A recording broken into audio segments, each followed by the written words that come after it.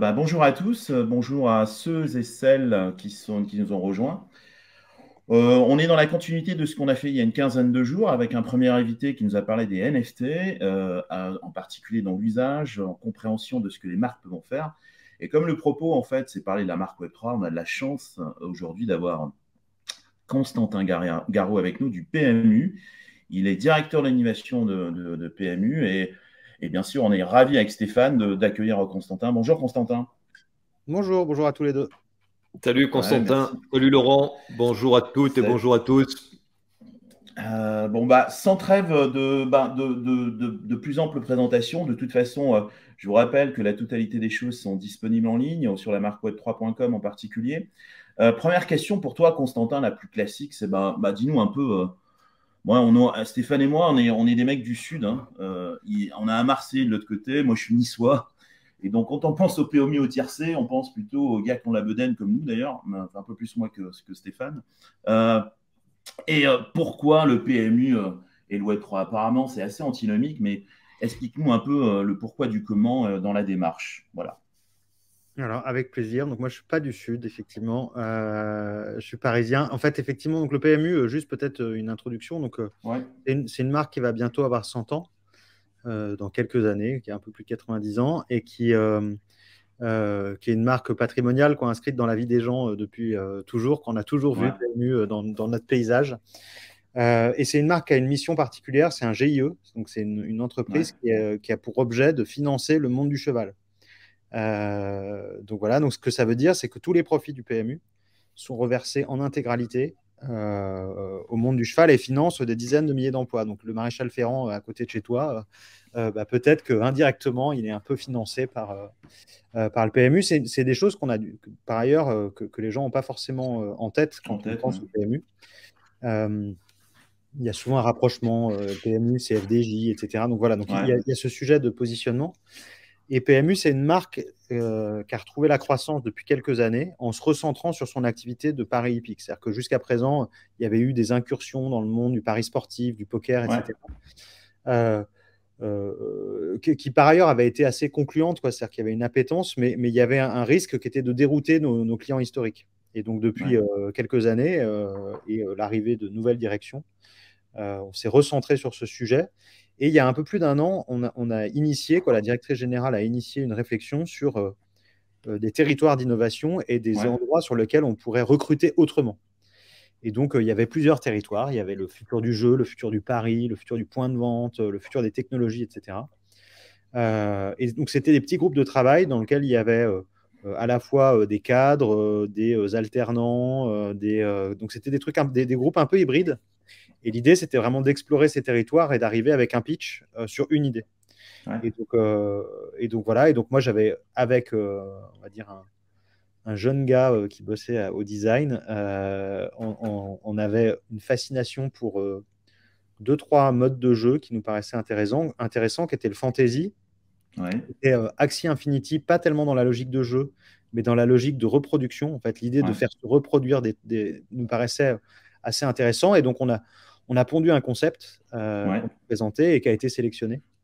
Et d'accord. donc voilà. Et donc, on a même pondu deux concepts et les deux concepts ont été sélectionnés. Et donc, à l'issue de cette présentation, la directrice générale m'a dit, voilà, bah, si tu veux le mettre en œuvre, vas-y.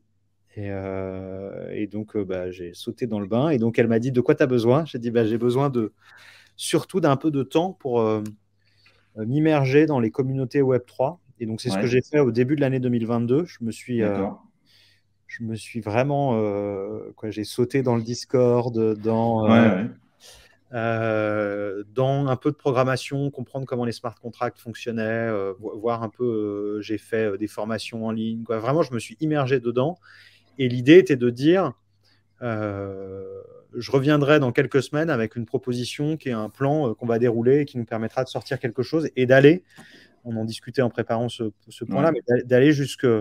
C'était hyper important que ce soit pas juste un projet dans un carton avec des beaux decks et des belles slides, mais que ce soit quelque chose qui aille jusqu'à des clients. Et donc voilà, donc c'est comme ça que ça a démarré. Alors, juste un point super important, tu as dit que finalement, tu as plongé les mains dans le cambouis. Ouais. Tu penses que les marques qui veulent y aller sont dans l'obligation justement de s'immerger, de comprendre comment fonctionne un smart contract, c'est quoi une blockchain, comment on va minter un NFT, enfin peu importe. Alors, je pense que ça dépend de tes objectifs. Tu vois, nous, on avait un objectif qui était un objectif de recrutement. Encore une fois, on cherche pas, comme je cherche pas à transformer des parieurs en joueurs. Euh, Ouais, quand tu es un expert des paris quand tu es un expert des courses de chevaux, le pari, c'est probablement le meilleur jeu. ouais, Euh, euh, et donc, l'idée, c'était plus de dire est-ce qu'on peut inventer des nouvelles façons de jouer dans l'univers des courses de chevaux qui permettent d'attirer des populations nouvelles et sans avoir la coloration jeu d'argent. C'est-à-dire que c'est très facile d'attirer des mouches avec du miel en disant, en gros, si tu me donnes 10, tu as une chance de gagner 20. C'est quoi. Là, l'idée, c'était pas ça. C'était de dire, en fait, tu vas posséder un cheval. ouais, Le cheval, il est lié à un cheval qui existe dans la réalité. Et par ailleurs, il est un personnage dans un jeu. C'est cette espèce de double dimension et qui va te permettre de faire des choses dans le jeu. Et moi, ma conviction, c'était que si on voulait aller recruter auprès de communautés nouvelles, il fallait qu'on soit crédible. ouais, Et quand je dis crédible, c'est que ça veut dire qu'il fallait que dans notre communication, on dise pas n'importe quoi, quoi. On dise pas la métavers, qu'on dise pas n'importe quoi sur les blockchains, sur les smart contracts, sur les différentes communautés de NFT holders, etc. Vraiment qu'on soit crédible, parce que j'avais une autre conviction qui était de dire il faut qu'on cible vraiment des gens qui sont des gens qui sont déjà sensibilisés à l'univers crypto, à l'univers NFT, et que si on arrive à parler à ces gens-là, on est à peu près sur qu'on ne parle pas à nos clients existants, parce que ouais, le recoupement entre les deux communautés est marginal, on va dire. ouais. Et deux, c'est des gens qui sont de plus en plus exigeants parce qu'ils sont un peu échaudés par les projets un peu fragiles dans Banco, lesquels ouais. ils ont pu se mettre. Et donc, si on arrive à les convaincre, ça voudra dire qu'on a fait notre boulot sérieusement. Donc, pour moi, dans la logique de recrutement auprès de communautés qui étaient vraiment des communautés un peu expertes, c'était important qu'on sache de quoi on parle. Et après, je suis aussi assez convaincu que quand tu es une marque et que tu veux devenir, par certains aspects, tu vois, une marque Web3, il faut que les comités de direction, il faut que les COMEX, etc., s'immergent dans le sujet, manipulent les concepts et les objets, quoi. C'est-à-dire que, Ouais. encore une fois, je pense que le meilleur exemple pour moi, c'est d'aller sur un Etherscan ou Tezoscan ou je ne sais quoi, de montrer l'adresse du wallet sur la blockchain, de montrer comment le smart contract s'exécute, en fait, assez simplement de montrer comment ça marche. Ouais. Et par rapport à ce point-là, on évoquait précédemment, tu as l'impression que, enfin, tu as fait, toi, l'exercice, tu as organisé des choses pour que le comité de direction, les gens se rendent compte de ça. Comment s'est organisé ça, en fait? Parce qu'entre le fait de, la direction générale te dit, ben voilà, j'ai envie de, vas-y, tu vas faire ça, mais comment se fait l'adoption? Parce qu'il faut avoir un minimum de buy-in pour commencer à avancer sur le projet, avant de le déployer, en fait. En tout cas, de monter les fondations pour le déploiement. Alors, pour moi, j'ai commencé par montrer des éléments de contexte. Ouais, L'idée, donc effectivement, le plus important, c'est quand même un exercice de conviction, hein. C'est-à-dire que, ouais, il y a plusieurs choses. Il y a un exercice de conviction, il y a un peu de pédagogie, et ensuite, il y a toute une partie qui est dédramatisation. Conviction, moi, le point qui m'avait troublé, c'était deux choses, trois choses. C'était Z-Run. Donc, Z-Run, c'est un jeu australien ouais, on le connaît. avec des chevaux virtuels, des courses virtuelles. Tout est virtuel dans Z-Run, mais avec un volume d'échange des chevaux virtuels qui est significatif. Et quand tu le mets en face de propriétaires de vrais chevaux, tu leur dis, bah, en fait, vous voyez le volume des ventes de l'année dernière qui a été fait par Arcana, qui est la grosse maison de vente aux enchères de chevaux. Bah, c'est à peu près pareil que ça, en fait. Donc, ça met un premier truc qui est un point de sensibilisation. Le deuxième, c'était Dogami, sur lequel je trouvais intéressant. En fait, une chose dans Dogami, c'était l'attachement viscéral que les gens avaient déjà pour leur petit chien virtuel, Ouais, euh, qui était un truc très affectif, en fait, qui était de dire, et si on arrivait, nous, à faire un truc très affectif dans notre monde d'experts, qui a plutôt l'habitude de, est-ce que ce serait pas intéressant de regarder? Et le dernier, c'était Sorar, qui était de dire, Sorar, ils ont un lien très fort avec le réel, ouais, et en même temps, ils ont des choses qui sont complètement décorrélées. Tu as une équipe de 5 joueurs. ouais, Et donc, pour moi, l'idée, c'était plutôt de poser le concept. Ensuite, il a fallu faire un peu de pédagogie et de dire, bon, bah voilà, si on projetait notre univers au croisement de ce que je viens de vous montrer, qu'est-ce que ça pourrait donner? Et donc, qu'est-ce que c'est que la blockchain? Pourquoi est-ce que c'est important d'être sur une blockchain? Pourquoi est-ce que c'est important de cibler ces communautés-là en particulier? Parce qu'après, derrière, ça nous permettra d'ouvrir un peu. Et le troisième, ça a été de dédramatiser sur est-ce que la blockchain, ça consomme beaucoup d'énergie? Est-ce que les crypto-monnaies, c'est la monnaie des terroristes? Est-ce que, étant donné que tout le monde est anonyme, on ne saura rien sur personne et on sera responsable de tout et on se fera voler tout notre argent? Et là, mon boulot, et ça l'est encore un peu, ça l'est un peu moins, parce que maintenant, ça a été... un peu d'historique, si je prends par exemple les administrateurs de l'État, donc nous, au bord du PMU, il y a les gens de l'État, une bonne solution, c'est de leur faire installer un wallet, en fait. De leur faire installer un wallet, de leur montrer que, encore une fois, de dédramatiser, c'est-à-dire de dire, regardez, donc là, vous avez chargé, vous avez mis 100 € de crypto sur votre wallet. Regardez, là, j'ai l'adresse de votre wallet, je peux scanner l'origine de ces fonds, qui est quelque chose sur lequel que je ne peux pas faire forcément sur une carte bancaire, quoi. Et donc, donc voilà, pour moi, il y a eu ces 3 points-là. Conviction sur pourquoi est-ce qu'on pense que ça a du sens. Deuxième point, pédagogie sur c'est quoi la blockchain, c'est quoi un smart contract, c'est quoi un wallet. Et enfin, dédramatisation sur toutes les grosses tartes à la crème de la blockchain, ça pollue. Et, donc tout ton codir va devenir millionnaire en crypto d'ici dès la reprise. Je sais pas, tu sais, dès que ça baisse, j'ai le droit. Ils viennent t'engueuler. En disant merci infiniment de m'avoir fait perdre. Non, après, ce qui est assez drôle, c'est que en fait, tu te rends compte qu'il y a comme c'est un peu ésotérique pour quelqu'un qui ne connaît pas, il y a une fierté d'être allé au bout du process et d'avoir acheté un premier NFT. En fait, moi, l'idée, c'était ça. En fait, j'avais assez en tête l'idée que mon interlocuteur, il allait rentrer chez lui le soir avec ses enfants qui ont 17 ou 18 ans et qu'il allait dire t'as des NFT? Parce que moi, j'en ai. Hein. Donc, je pensais que cette dimension-là, elle allait permettre de favoriser la montée à bord de tout le monde. Ok. Bon, j'ai fait une petite parenthèse publicitaire. On a pour projet de mener, de conduire, d'organiser des apéros hands-on. Donc justement pour allier un petit peu la pratique, ouvrir un wallet, commencer à s'amuser avec des cryptos, des NFT, enfin des tokens et des NFT. Donc si c'est des choses qui peuvent vous intéresser pour les Parisiens dans tous les cas qui nous écoutent, n'hésitez pas à vous exprimer dans les commentaires en disant ok c'est intéressant. Et on organisera ça.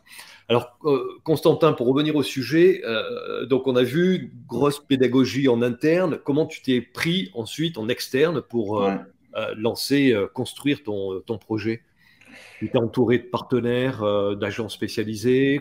Comment tu as cranté là? Comment tu as démarré?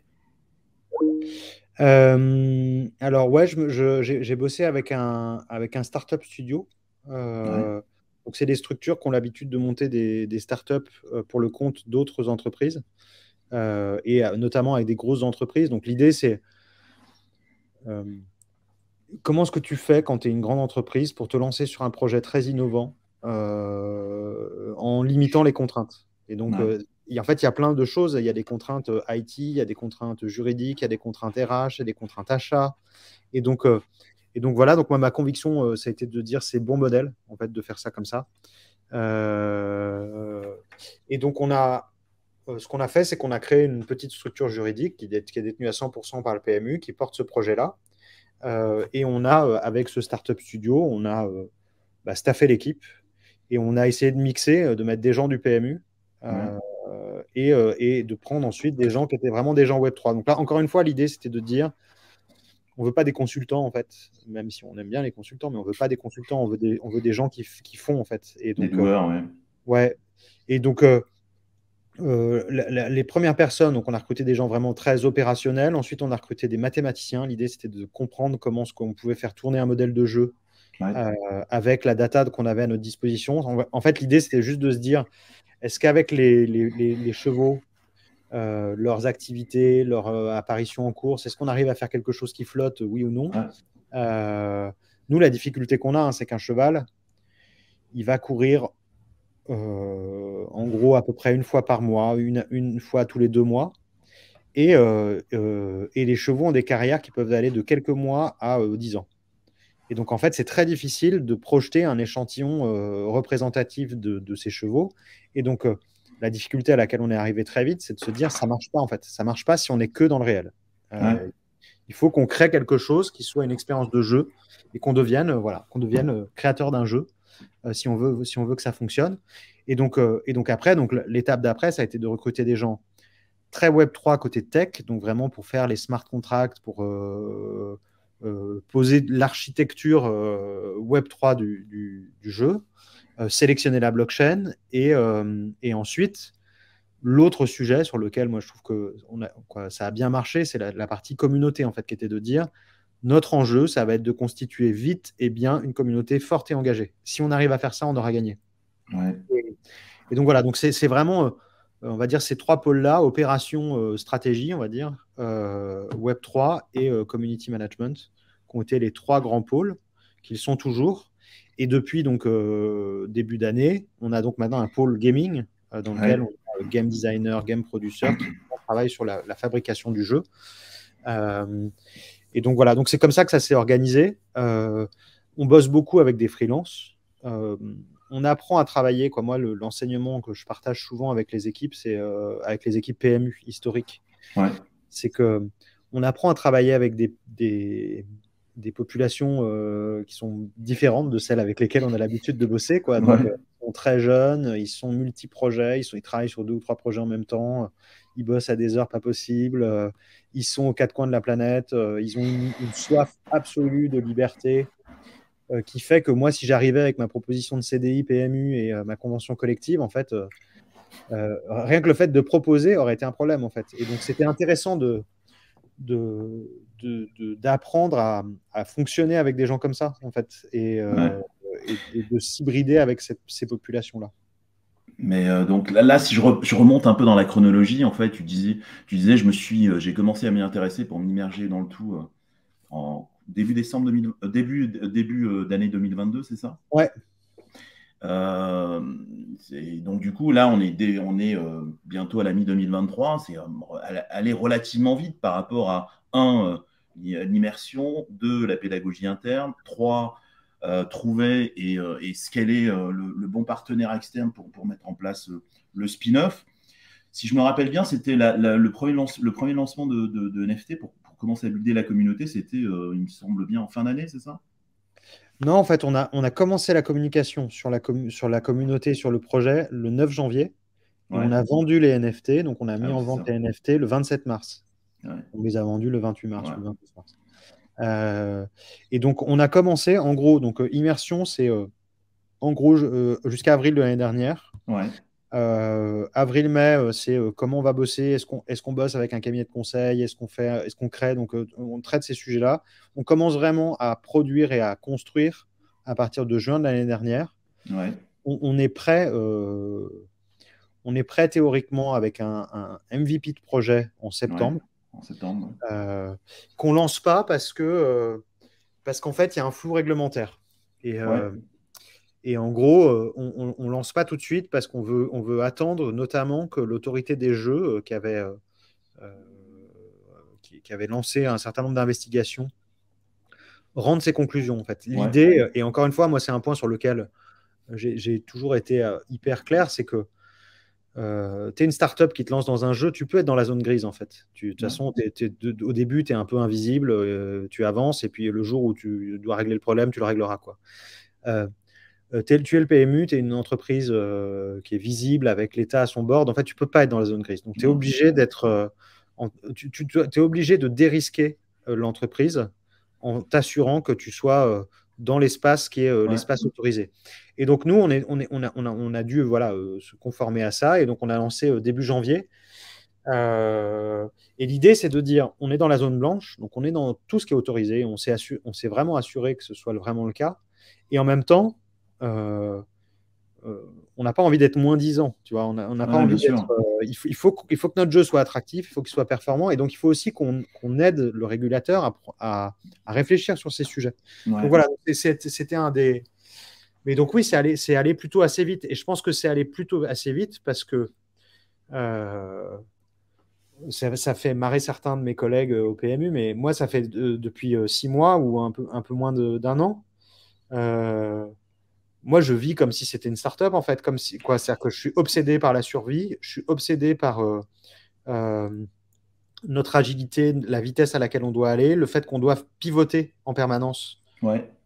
pour s'adapter aux changements, etc. Et je pense que c'est la clé, en fait. C'est-à-dire que on n'est pas un projet qu'on peut rater, en fait. Moi, je me mets pas dans cette logique-là, en fait. On est une entreprise qui, si jamais on n'y arrive pas, elle meurt. Et donc, il faut qu'on arrive à aller jusqu'au bout de cet exercice-là et vraiment qu'on soit obsédé par eux. Et donc, ça rend, par ailleurs, moi, je trouve, c'est hyper excitant hein, au sein d'une grande organisation de fonctionner comme ça. Ouais. Mais en t'écoutant, justement, on a presque l'impression que ton projet, c'est quelque chose à part, qui est à côté du PMU. On n'a pas l'impression que c'est le PMU. C'est une organisation qui a été... J'allais rebondir là-dessus aussi, en fait. C'est comment tu le... Pardon, je t'ai coupé, Stéphane, mais comment tu valorises et tu en parles très bien, mais à un moment, j'imagine qu'il y a des besoins de reporting, des besoins de remontée d'informations avec un suivi minimum de KPI. À un moment, ça va arriver, ou c'est déjà le cas. Comment tu fais vivre ton projet de façon à ce qu'il soit le tien, mais en même temps, pour le faire vivre par la maison, quoi. Parce que, comme tu l'as dit très bien, tu peux pas te planter. En tout cas, tu veux pas te planter, tu le vis comme ton projet à toi, quoi. Alors déjà, en fait, moi, mon point, c'est intéressant. C'est-à-dire que pour le PMU, je suis un projet. Pour Stable, Ouais. je suis une entreprise qui, encore une fois, qui joue sa survie. Et Ouais. donc, en fait, moi, je dois... donc, je rends des comptes en permanence. C'est-à-dire que les gens du PMU sont d'abord très au fait de ce qui se passe. Par ailleurs, très demandeurs d'informations pour bien Ouais. comprendre, parce que c'est visible.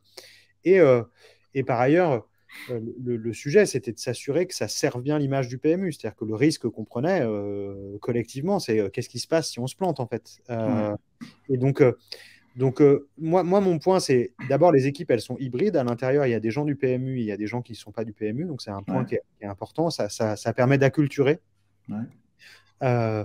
Ensuite, on a passé beaucoup de temps aussi à embarquer les salariés du PMU. Donc, dans les détenteurs de NFT, il y en a presque 100, c'est des gens du PMU. Et donc, en fait, ça crée. Et ensuite, on a passé beaucoup de temps aussi à expliquer à chacune des directions ce qu'on faisait, en fait, comment ce qu'on le faisait, ce qu'on faisait. Et donc, moi, j'ai une équipe avec des représentants de chacune des directions que j'alimente chaque semaine. Donc, on fait un point de passage qui est un espèce de board un peu opérationnel sur tous les sujets qu'on est en train de traiter.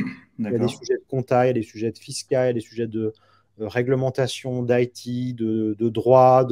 Voilà, tous ces sujets-là, on les adresse. Et en fait, de cette façon-là, ça irrigue l'entreprise. Et donc, moi, le point qui était important, c'était de dire qu'il faut que les gens du PMU soient fiers de ce projet. Et idéalement, moi, que je commence à avoir un petit peu maintenant, j'adore l'idée de dire il va y avoir des gens qui vont spontanément postuler pour aller sur le projet parce que c'est un endroit où les choses Et c'est le cas là. Et ouais, ça commence à frétiller un peu. Ce qui est intéressant, c'est qu'encore une fois, et c'est là où il faut qu'on arrive vraiment à rendre l'exercice, c'est que souvent les gens se considèrent comme pas légitimes parce que j'y connais rien. Et en fait, l'avantage du Web3, c'est qu'on est quand même très nombreux à y connaître rien ou presque. Et donc, le sujet est plutôt celui de la bonne volonté, de l'envie de bien faire, de la motivation et de la conviction de est-ce que ce mode de fonctionnement, ce mode de jeu peut avoir du sens et de la valeur. Si c'est le cas, ça peut fonctionner. Okay. Une question, tu as pas mal parlé de communauté. C'est quoi une communauté Web3 et comment tu les as abordées, comment tu l'as abordée ou comment tu l'as constituée?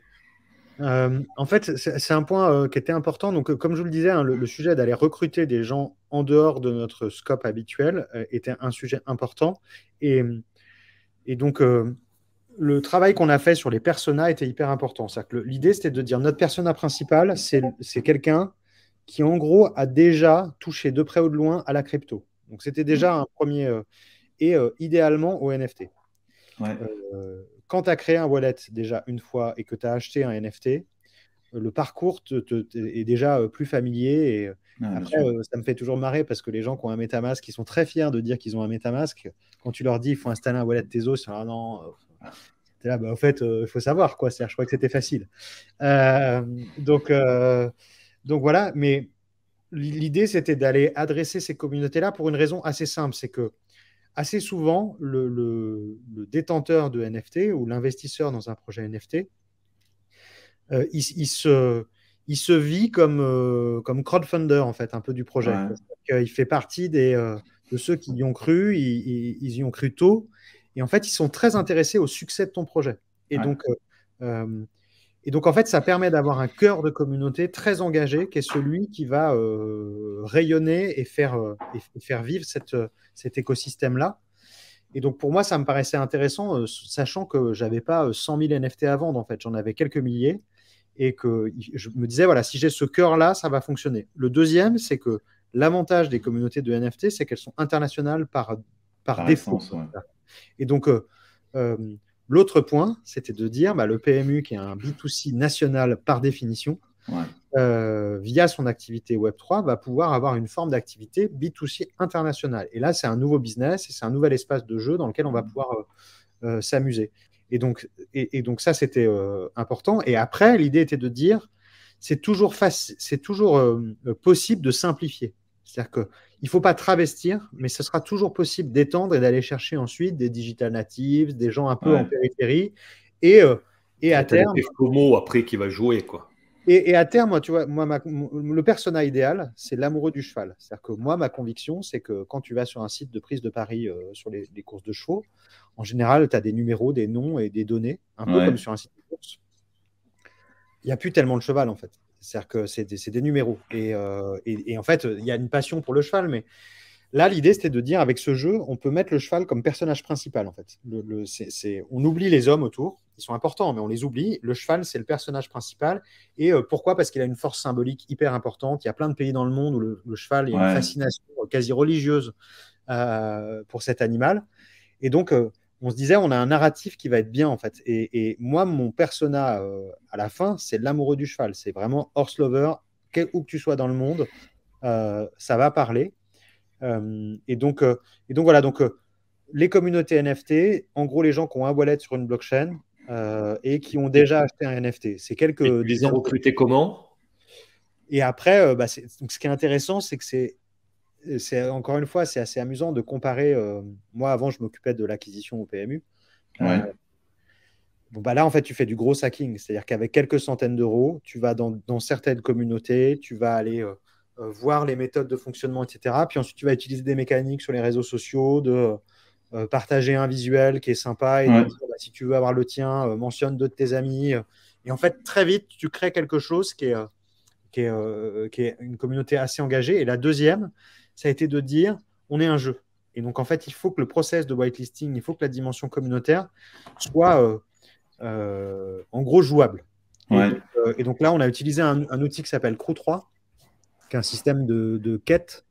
Il faut que tu remplisses plein d'étapes. Et en fait, l'idée, c'était de dire, plus c'est dur de te whitelister, plus une fois que tu seras engagé. Et donc, l'idée, elle était vraiment de gamifier cette dimension-là. Et en fait, ce qui est intéressant, c'est que en le faisant et en voyant les gens se prendre au jeu qu'on s'est dit, non, mais non seulement c'est génial, quoi, c'est-à-dire que cette logique-là, elle est géniale et elle convertit vraiment. Et deuxièmement, en fait, ça doit être une dimension de notre jeu après. C'est-à-dire que notre univers, on va le faire découvrir par des quêtes, on va le faire découvrir par cette volonté un peu initiatique de je raconte une histoire. Moi, je suis assez convaincu que ce type de projet, il ne marche que si tu racontes une histoire et que cette histoire, elle tient debout, quoi. Et si jamais elle tient debout, en fait, après, par ailleurs, c'est assez plaisant à raconter.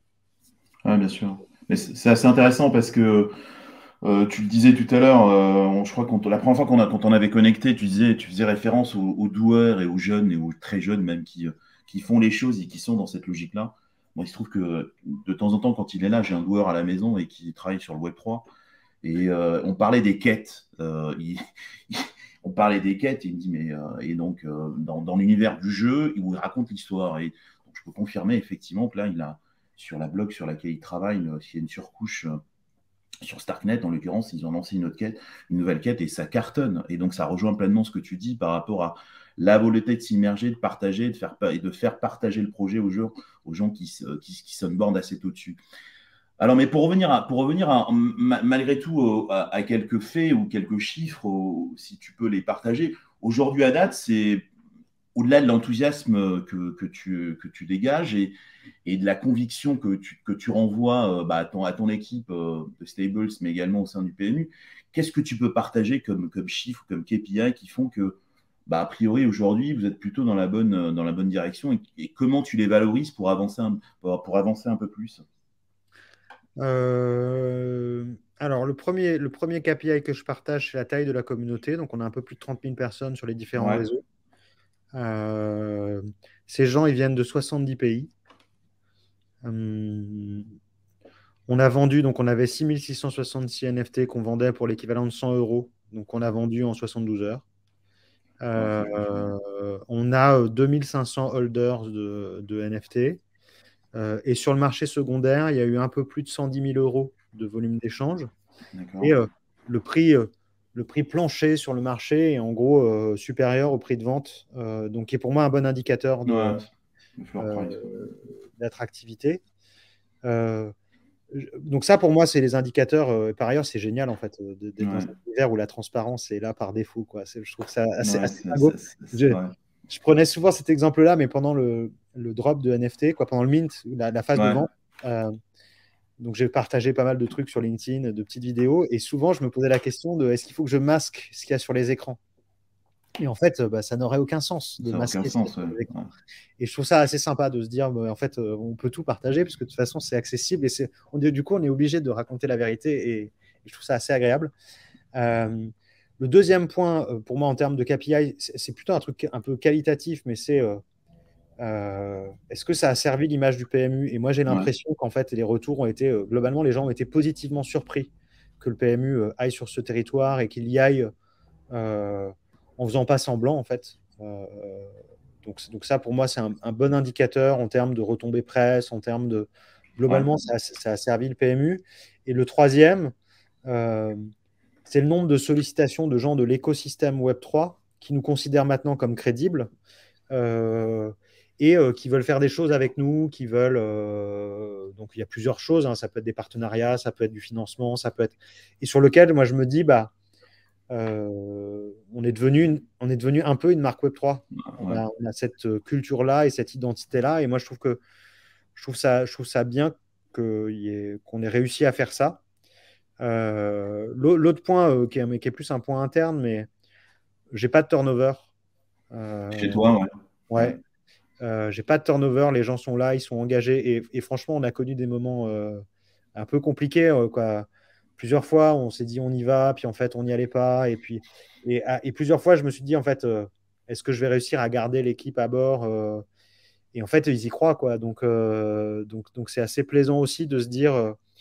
Donc voilà. Donc après, ça ne veut pas dire que c'est un long fleuve tranquille, mais globalement, je pense que pour l'instant, ça marche. Ensuite, il faut qu'on délivre une expérience de jeu et qu'elle soit plaisante. Donc ça, c'est notre agenda des prochaines semaines. Ça ne veut pas dire qu'on a tout réussi. C'est-à-dire qu'il y a plein de décisions qu'avec un peu de recul, on prendrait différemment. Comme quoi, par exemple? Je pense que, par exemple, la communication sur le choix des chevaux, c'est une communication sur laquelle on avait été, moi je trouve assez explicite, mais en fait il y a eu quand même des gens qui étaient déçus parce que le cheval qu'ils avaient eu, il courait plus, mais en fait entre le moment où on l'a choisi et le moment où on l'a vendu, en fait il court plus. Il court plus. Et en fait je me disais, au début j'étais un peu gêné de ça en disant mais est-ce que j'ai vendu un truc et puis après je me disais mais non en fait c'est cohérent avec l'approche qu'on a toujours eue, mais en revanche j'aurais dû avoir une communication beaucoup plus offensive en fait en disant tu vois, un vrai propriétaire de chevaux, si son cheval il peut plus courir pour tout un tas de raisons, en fait, il lui met pas une balle dans la tête, quoi. Il est toujours là le cheval et il faut. En fait, et c'est pas parce que c'est un cheval qui court plus que c'est un mauvais cheval, en fait. Bien sûr. Et donc tu vois, il y a des sujets sur lesquels je me dis voilà, on aurait pu être un peu plus explicite et un peu plus offensif sur ce positionnement-là. Pardon, je me permets de te couper, mais cet aspect, tu parles finalement d'une expérience digitale. Ouais. Ok. Bah, Et pourquoi avoir pourquoi finalement avoir backé le NFT avec un vrai cheval? Est-ce qu'on n'aurait pas pu finalement imaginer juste un jeu complètement digital et Fantaisie, quoi. digital? alors, c'est une question qu'on s'est posée. Honnêtement, à plusieurs reprises, je me suis dit d'un point de vue opérationnel, ce serait même plus facile. Plus Ouais. facile, ouais.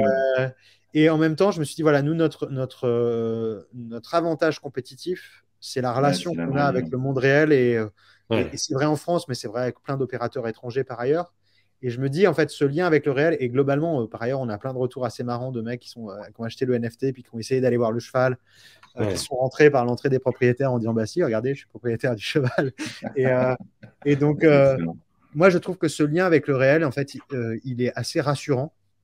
Euh, il crée quelque chose qui vient gommer une partie de l'aléa. Je pense que dans un jeu, c'est important qu'il y ait du random, comme ils disent. Ouais, Euh, mais je trouve ça sympa aussi de se dire, bah, il y a du random, mais en fait, à tout moment, si j'ai envie de regarder la donnée d'origine, bah, c'est une donnée réelle avec des vrais chevaux qui courent une vraie course, en fait. Et donc, ouais, Ouais, et puis c'est vraiment aussi un des avantages de Web3, est-ce qu'on arrive à faire ce lien exactement. entre le exact. digital et le physique, Et chose qui donc, était quasi impossible à faire aujourd'hui, hein. et après, j'ai une autre conviction, mais ça qui est une conviction personnelle, c'est que le spectacle des courses, en fait, quand tu y vas pour de vrai, c'est génial, en fait. C'est euh, le moment où ton cheval, soit le cheval sur lequel tu as parié, soit ton cheval court la course, ça dure 2 minutes, c'est un espèce de climax Ouais, d'émotion où à la fin, quoi, tu vois, même si tu connais rien, tu comprends rien, en fait, à la fin, tu hurles comme un âne en disant vas-y, tornade, elle est pour toi celle-là, quoi. Et je trouve que euh, c'est des émotions qui sont accessibles à justement, qui sont accessibles à tout le monde, même aux néophytes. En fait, il n'y a pas besoin d'être un expert pour vivre ça. ouais, Et donc, je trouve que l'idée qui est de dire, bah, en fait, ton cheval, il va courir demain une course à Longchamp, à Pau, à Hong Kong. Et en fait, si tu as envie d'y aller, en fait, on va s'organiser pour que tu puisses y aller, que tu puisses voir et vivre cette expérience-là comme si tu étais le propriétaire du vrai cheval. Je trouve que c'est une vraie proposition de valeur, en fait. Je trouve qu'il y a ouais. quelque chose qui est Ouais, c'est vraiment. grave. Ouais. Et donc voilà, et donc l'idée, c'était celle-là, c'était le lien avec le réel qui nous Ok. paraissait Une important. petite, Super. petite parenthèse, n'hésitez pas à poser vos À questions poser à les questions, ouais, Constantin. c'est ce que j'allais faire Donc aussi, ouais. directement en commentaire et puis je les transmettrai donc à Constantin. Pour revenir, et après je te passerai la parole, Laurent, Non, je t'en pour prie, je t'en revenir prie. au KPI, on parle finalement, c'est un peu les mêmes métriques que celles qu'on avait dans le Web 2 ou il y a des dimensions nouvelles? Est-ce que ton codir te parle de ROI par exemple et est-ce qu'on peut parler de ROI pour une OP Web 3? Alors oui, oui, tu parles donc tu as des trucs très Web 2, de coûts d'acquisition, euh, de retour sur investissement, de transformation, de taux de transformation, différentes étapes. Donc il y a des trucs très classiques. Après, il y a des Ouais, choses un peu nouvelles qui sont que quand tu as par exemple 5000 whitelistés, bon, ben, en fait, tu sais ce qu'ils ont sur la wallet. En fait. Et donc, ouais, ça, c'est des données nouvelles, hein. ouais, tout à fait. Et donc, segmenter les wallets des gens qui se sont préinscrits en fonction de leur niveau de revenu, quoi, leur niveau de ressources Ouais, sur le de wallet, ressources, ouais, sur le wallet. Ouais. c'est quelque chose d'assez nouveau et qui te permet aussi de qualifier la qualité de ton travail, en fait. C'est-à-dire que, est-ce que tu as recruté, je prends toujours cet exemple-là, mais pour moi, il est assez édifiant. Donc, dans le process de whitelisting, on te donnait un NFT non transférable, qui était un Oui, paire à cheval, qui allait te suivre pendant toute. Et qui, pour nous, était un identifiant client, en fait. ouais, Euh, bon, bah, il y a un influenceur indien qui a compris qu'on donnait des NFT, et donc il a fait une vidéo YouTube, et en disant génial, il y a un opérateur français, il donne des NFT, allez-y. Et donc, on s'est retrouvé avec un nombre d'Indiens qui s'est connecté à la plateforme complètement dingue. Bon, bah, en fait, ça nous a permis de les isoler, de les ouais. segmenter un peu différemment, euh, Donc tu d'avoir, tu fais une connexion avec le CRM? pas avec le CRM, Avec le pas CRM, avec le mais CRM parce on a essayé de rester, tu vois, vraiment Web3 dans l'esprit, donc on voulait Ouais. pas euh, créer des ID CRM trop lourds, mais tu arrives quand même à localiser les gens. Quoi, tu vois, moi j'ai un tableau de bord dans lequel j'ai une carte du monde où j'arrive à voir les wallets, et en fait, ça permet aussi de comprendre, bah, est-ce que ta proposition de valeur, elle parle, pourquoi est-ce qu'elle parle aux Asiatiques en fait? Qu'est-ce qui les fascine ouais, en Asie ou au Moyen-Orient? Et en fait, très vite, tu comprends que ce sont des pays dans lesquels le pari n'est pas forcément très bien vu socialement. Euh, Et en revanche, c'est des gens qui sont fans de jeux. Donc, Fan de jeu. Ouais. donc si jamais tu arrives avec une proposition un peu alternative qui, à certains égards, peut avoir certains aspects du jeu un peu compétitif comme le pari, en fait, ça leur plaît, quoi. Et donc, moi, j'ai rencontré des gens qui m'ont dit, en fait, ton jeu, tu le laisses comme il est là, tu ouvres un bureau au Vietnam, demain, tu as 100 000 joueurs. Ouais. Et les gars, et en fait, ce qui est vrai, c'est que moi, j'étais un peu sceptique, mais en fait, tu te rends compte en testant quelques trucs, tu te dis, bon, bah, effectivement, il y a des marchés sur lesquels ça plaît, il y a des populations sur lesquelles ça plaît, et donc, tu as des données nouvelles, surtout au PMU, quoi. Au PMU, on a un CRM dans lequel on a les pièces d'identité françaises de nos joueurs, hein, donc, bon, bah là, c'est un peu différent. Mais sinon, globalement, sur les indicateurs, c'est le même niveau d'exigence, c'est même un peu plus, hein, parce que justement, comme il y avait cette crainte de cet univers inexploré, bon, bah, on a été plutôt mieux disant que. Et donc, c'est les mêmes indicateurs. Ok. Très bien. Je renouvelle le propos de Stéphane qui disait, qui proposait, si vous avez des questions, n'hésitez pas à les poser dans le chat. Il nous reste officiellement 5 minutes. Mais justement, pour peut-être continuer, est-ce qu'il y a des surprises? Quand je dis des surprises, c'est plus par rapport à l'analyse du wallet. Est-ce qu'il y a des choses qui vous ont surprise dans certaines. Est-ce que vous avez trouvé peut-être des gens qui avaient des choses qui étaient totalement hors cadre par rapport à ce à quoi vous attendiez ou pas? Ou c'était. Alors, en fait, donc nous, on a fait le choix de la blockchain Tezos. Ouais. Donc, c'est une blockchain sur laquelle il y a des gens très engagés, mais une grosse partie, nous, des gens qui ont fait le choix de soit être listés sur notre projet, n'avaient pas nécessairement de wallet Tezos existant. Ouais. Et donc, en fait, on a eu beaucoup moins d'enseignements que si on avait pris un wallet type MetaMask sur lequel les gens ont un peu plus d'historique. En revanche, moi, j'ai quand même été très surpris de gens qui arrivent avec des wallets qui sont chargés quand même pas mal et avec plusieurs centaines de milliers d'euros. Et tu te dis, bon, bah, en fait, d'où ça sort quand même. Donc voilà. Et en même temps,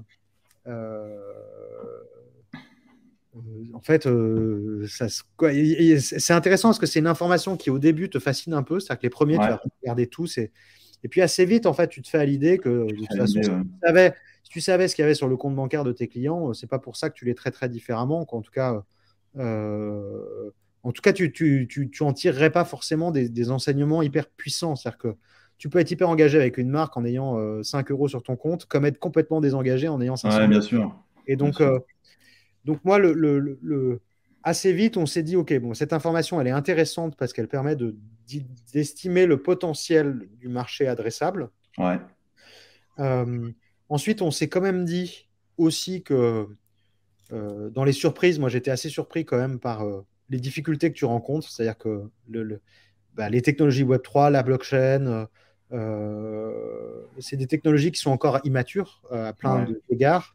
Les temps de réponse, par exemple, quand tu vas enregistrer sur une blockchain des transactions, bon, c'est des temps de réponse qui ne sont pas forcément très compatibles avec le Web 2. C'est-à-dire que le navigateur, il n'a plus l'habitude d'attendre 40 secondes avant d'avoir une réponse.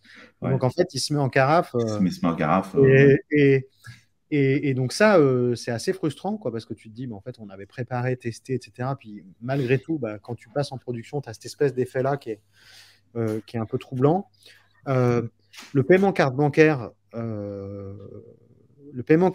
qui consiste à faire du ramping, donc c'est-à-dire que, en gros, je paye en crypto, mais je les achète avec des euros ou avec des dollars, et la conversion se fait au moment de l'achat. En fait, il y a beaucoup de banques qui viennent le bloquer.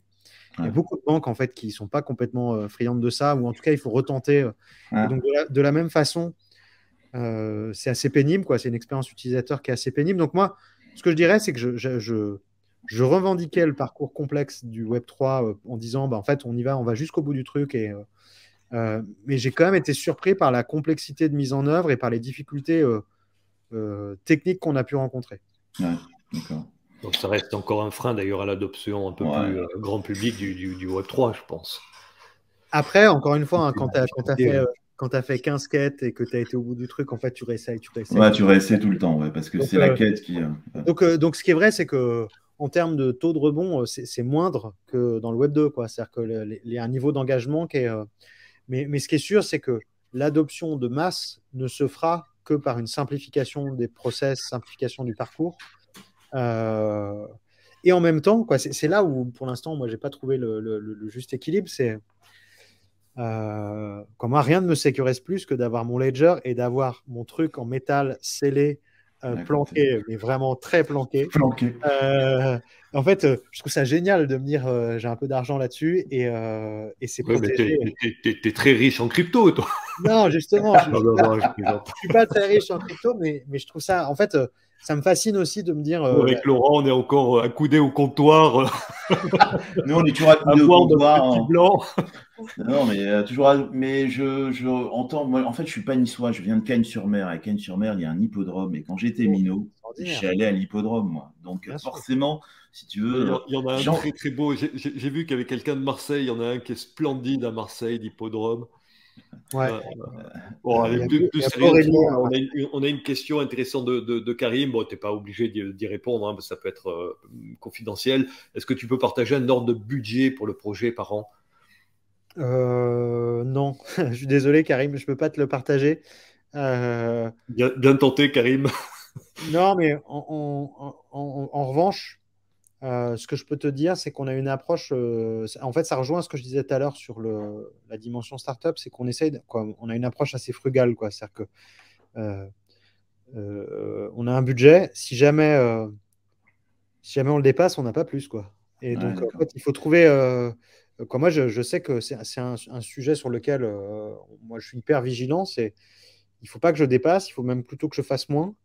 Et ce qui est sûr, c'est que si je viens en disant en fait, la réponse, je la connais déjà et donc je vais pas la tenter. C'est plutôt moins qu'une campagne média, Karim, en revanche. Ok. Allez, très rapidement, pardon, je me permets de te couper. On a une question de Magali. Quelle est la prochaine étape à présent? La prochaine étape, c'est le jeu. La prochaine étape, c'est le jeu. C'est-à-dire qu'aujourd'hui, donc les gens, en fait, quand tu as un cheval, ce cheval, il a des points qui sont adossés. Quand tu l'as acheté, il y avait un certain nombre de points qui étaient préchargés avec ce cheval. Et par ailleurs, quand il participe à une course dans la vie réelle, il gagne des points en fonction de son classement. Et donc aujourd'hui, on crédite les chevaux en points. Et dans 15 jours, en fait, on va permettre d'utiliser ces points et de participer à d'autres modalités de jeu. Donc ça, c'est vraiment la première étape du jeu avec des modes de jeu un peu hybrides entre virtuel et réel. Et ensuite, l'idée, c'est que ces points viennent irriguer une économie à l'intérieur du jeu dans lequel tu peux acheter des équipements, des attributs, des boosters, des choses comme ça. Le deuxième point, c'est d'avoir des expériences dans la vie réelle grâce à ces points, de pouvoir vraiment... Et à terme, notre ambition, c'est que ces points deviennent très vite un token qui te permettent aussi d'acheter d'autres chevaux, en fait. Et donc, de vraiment construire quelque chose qui soit le plus complet possible. J'adorerais aller jusqu'au bout du truc et permettre qu'avec ces points, tu puisses acheter un vrai cheval. Un vrai cheval, ouais. C'est ce que j'allais te dire, en fait. Si tu pouvais acheter un vrai cheval, alors là, tu toucherais le bout du bout, là. Donc, non mais voilà, donc ça, en tout cas, ça fait partie de pistes sur lesquelles on bosse. Donc ça, c'est la prochaine étape. La deuxième étape, c'est on cherche des partenaires. Et donc ça, on discute avec pas mal de marques. L'idée, c'est, moi, je suis convaincu qu'un des potentiels du Web3, c'est l'interopérabilité. Ouais, c'est l'interopérabilité, bien sûr. Parce que moi, j'adore l'idée de dire, en fait, tu es une marque de fringues qui a lancé ou non un NFT. Et moi, en fait, si jamais tu as les deux NFT dans ton wallet, quand tu vas arriver et te connecter, tu auras soit une expérience de jeu qui sera un peu différente, soit une expérience e-commerce de la marque en question qui sera aussi un peu différente. Ouais, tout à fait. Ouais, donc, on a cette idée-là. Et donc ça, moi, j'aimerais bien aller vite sur ce sujet. En plus, le cheval, plus l'univers du luxe, plus le fashion. En fait, il y a plein de territoires d'expression qui sont assez chouettes. Moi, je suis assez convaincu que les courses de chevaux, c'est un peu comme la boxe, en fait. C'est un truc, ça a ce côté, ça a ce parfum un peu vintage, mais qui peut redevenir très sexy, en fait, avec quelques éléments. Et donc voilà, donc on essaye de... ben voilà, on va lancer un jeu dans la boxe. Exactement. Et non, mais voilà, je pense que c'est des choses qui sont quand même ancrées dans la mémoire collective et il y a quelque chose, quoi, il y a un narratif qui est important. Et le deuxième sujet, c'est plutôt sur le financement. En fait, construire un jeu vidéo, ça coûte de l'argent. Je pense que pour le coup, c'est pas la vocation du PMU de financer le développement du jeu vidéo à proprement parler. Et donc, l'idée, c'est de dire, c'est plutôt de trouver soit des partenaires technologiques, soit des partenaires financiers pour financer le développement et quitte à ce que Stables vole de manière un peu plus autonome dans les prochains mois. Ok. Super. Les 2 dernières questions me concernant, qui appellent des réponses courtes. Est-ce que tu considères aujourd'hui le PMU comme une marque Web3? Et deuxième question, est-ce que ton codir te dirait, tiens, allez Constantin, reviens sur un projet Web2, tu démissionnes ou pas? Alors, le PMU comme une marque Web3, non, mais Stables comme une marque Web3 forte que le PMU a rendu possible, oui. Ok. Et je ne sais pas te dire sur la question. En fait, Non, parce que tu as l'air vraiment passionné là, pour Ouais, le c'est truc chouette, du c'est vraiment chouette. Web3. Donc, est-ce que tu reviendrais sur des OP Web2 sans en fait, parler je de pense que démission, hein, c'était la petite je pense joke. que le sens de l'histoire, quand moi je suis convaincu, on en parlait en préparant aussi, c'est que on est dans une période qui est plutôt on va dire la fin de l'hiver Web3. Et moi, je suis convaincu qu'on est au premier jour du printemps. Mais je suis convaincu quand même que le Web 2, en fait, dans quelques mois, le Web 2 va devenir un Web 2,5, puis deviendra un Web 3. En fait, je suis convaincu que ce dont on parlait sur les wallets, sur l'identification des clients, dans un monde sans cookies, dans un monde où la privacy, quoi, le caractère privé de tes données personnelles, etc., est un truc sur lequel tu veux avoir le contrôle, de l'interopérabilité entre les marques, etc. En fait, je suis assez convaincu que Web 2, exactement. Nous aussi, on est convaincus. Hein. Nous aussi, on est convaincus avec Stéphane, mais Non, après, ce qui est vrai, en revanche, c'est que on a mis, comme moi, j'ai mis beaucoup de mois dans ce projet et que je vendrais cher ma peau pour le défendre. Parce que ouais, j'y crois vraiment et je pense que on est vraiment légitime et que pour l'instant, on a fait les choses à la fois en respectant les communautés Web3 et en s'assurant de respecter ce qu'est le PMU, sa place dans un monde un peu plus complexe et un peu plus celui que vous évoquiez au début, quoi, c'est-à-dire ce parfum un peu vintage du zinc avec le petit verre de blanc. avec le leader de blanc et la bedaine, parce que la bedaine, c'est souvent associé à ça. Je crois qu'on a un peu dépassé l'horaire attribué, mais en tout cas, c'était vraiment top. Merci beaucoup à toi, Constantin.